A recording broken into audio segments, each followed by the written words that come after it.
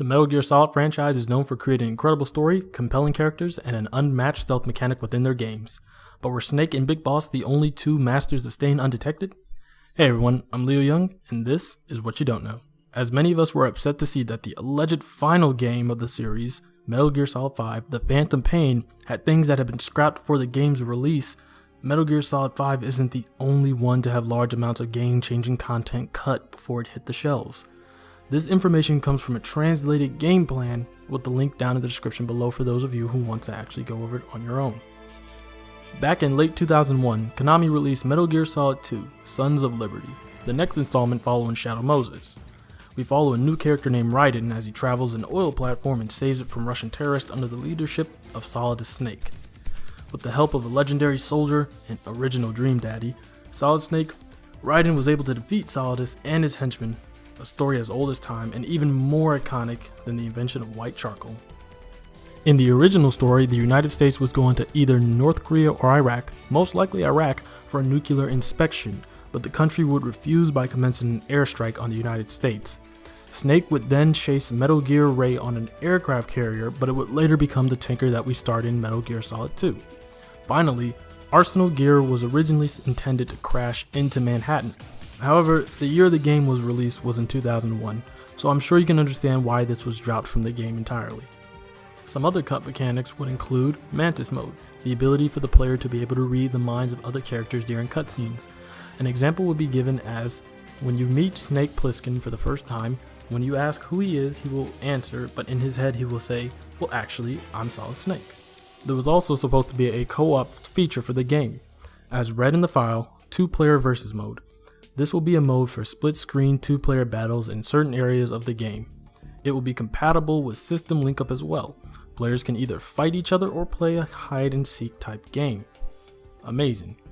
A final and less shocking removal from the game was Vamp was originally intended to be a female, but was turned male after Fortune was made. Speaking of Fortune, even she had a redesign. Originally she was intended to play the saxophone, but was later removed. Thus explains why whenever she enters a room, you can actually hear a saxophone playing. As stated in the document, a saxophone player. She plays the sax during cutscenes throughout the game. As she suffers from a blood disease, she has Vamp suck out her blood regularly as a way of treating it. He does this in an erotic fashion from behind her. Bite marks are always visible on her neck due to this. Along with some cut missions were also cut characters. A cut Dead Cell member was Old Boy, who would later be retooled as the End in Metal Gear Solid 3. Now Old Boy was designed as an ex-Nazi colonel. His bio reads, member of Dead Cell, a soldier over 100 years old, a legendary hero from World War II. He taught Big Boss and the world's mercenaries everything they know about combat. As a Nazi, he was feared as the Old Boy or the Devil. He fights with weapons and equipment used during the war such as Panzerfausts. The word old in this case means cunning and experienced. It is also a nuance of general in the military sense and boss. Despite his age, Old Boy remained a shrewd man. Second character to be removed from the game was Chinaman. Now, Chinaman was acting as the original Vamp. Stated, Chinaman's main ambition was both to get revenge against the United States of America and the city of New York, as well as gain money. His bio reads, member of Dead Cell, practices Qui-Gon and Kung Fu, Vietnamese.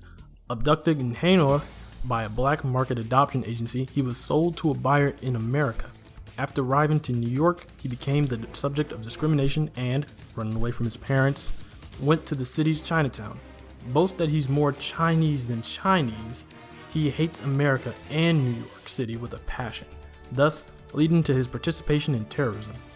It's also the most proficient swimmer in the SEALs, and holds the world record for the longest time spent underwater by a human being. He can control his body weight at will through Qui-Gon, allowing him to walk on water, walls, and ceilings. Now, if you've read all that, some of Chinaman's attributes would later be given to Vamp, of course one being his ability to walk on water, as seen in the video shown now.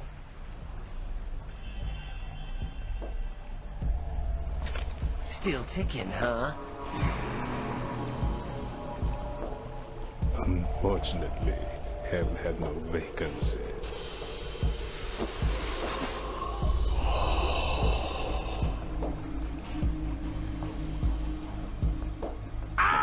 As I said before, there's a lot of information to go through and you can find it down in the link provided.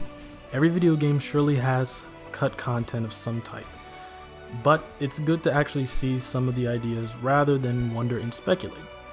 I do hope you enjoyed this episode of What You Don't Know. If you did, please hit the like button to show your support for the channel and what we post. If you want notifications to when we drop our next video, hit the subscribe button and get access to our notification gong. Of course, I'm Leo Young, this is Impressive Graphics, and I'll see you in the next one. Peace.